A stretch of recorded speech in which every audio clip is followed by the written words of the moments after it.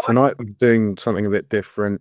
We'll look at some quiz questions, multiple choice, Yeah, and give you time to select your answers, and then we'll have a quick look at the grammar behind each question. exactly. So let's dive into it, Don. Just can you see here? So guys, here's what how we will do it. So we got the quiz. So challenge, one quiz question per round, and then we'll give you 5 seconds to think of the question. And if you want to, guys, you can pause the video and think about the question, and then you give your answer. And after that, we will have a deep explanation and speaking practice will follow. So the first one that we've got that is this one. Take it right, Don. Choose the correct option. If you, I would take the train to Oxford. Do you No, no, think it's if I was you or if I were you. So let's just count 1, 2, 3, 4, 5. Let's see the answer. The answer is B. Right on. Were. That's correct? Yeah, if I were you. In hypothetical if clauses, we use were for all persons, I, you, he, she, it, to show it is unreal or imaginary. If I were King of England, I would give away my castle. If I were you, I'd go to London. So whilst was is common in casual speech, were is the grammatically correct. Yeah, Doc.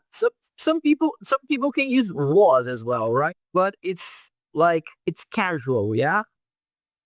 Yeah, it's a small detail, but it improves your fluency if you Yeah, say and were. guys, if you want to practice this, just repeat these so Don, can you say it again so people can practice?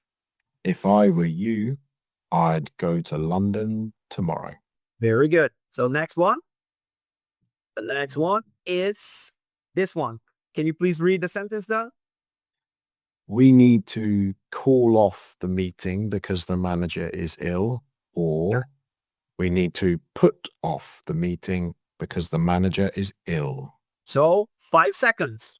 1, 2, 3, 4, 5. So what's the answer? To call off, to cancel.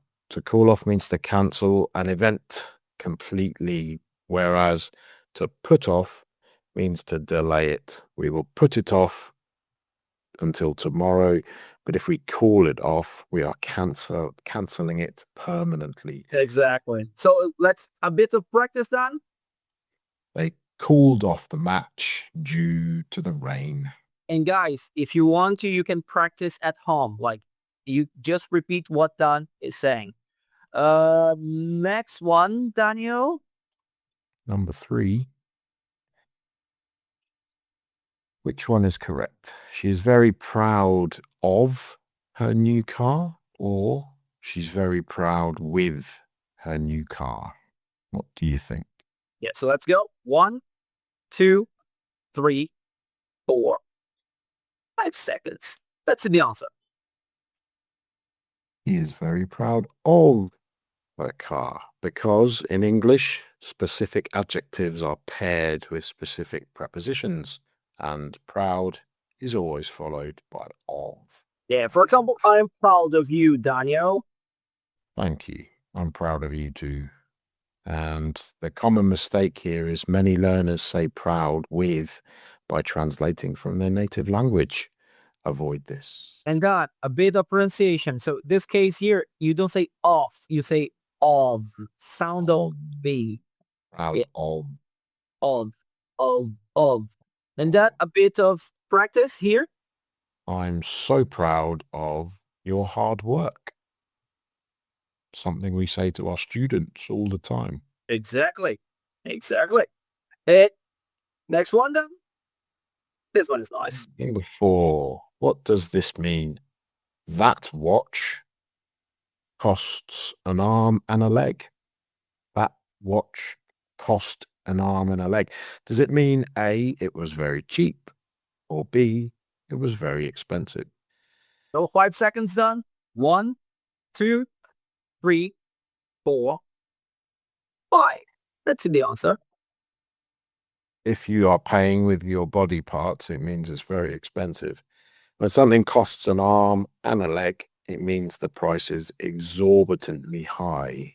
This is a very common idiom in British English when we're talking about cars, houses, or luxury goods. Ah, the price of the petrol now. The petrol Yeah. costs an arm and a leg. Or look here. Fuel costs an arm and a leg these days. Absolutely. Absolutely. Absolutely. And let's go to the last one then. The final quiz question today is about life experiences. I went to London 3 times this year, or I have been to London 3 times this year. So 5 seconds. 3, 4, and 5. Let's see here. Have been. If it was last year, we could say went. I went last year. I went in 2022. But if it's happening this year, because the year has not finished, we use have been.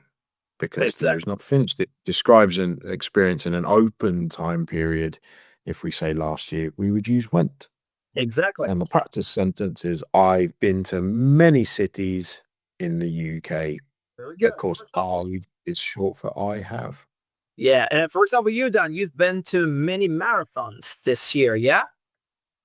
I have done, I have completed 2. Yes, I've completed lots of big runs this year. Yeah. Good. So, guys, there you go. I think that was the last one. So, if you've got any questions, write in the comments.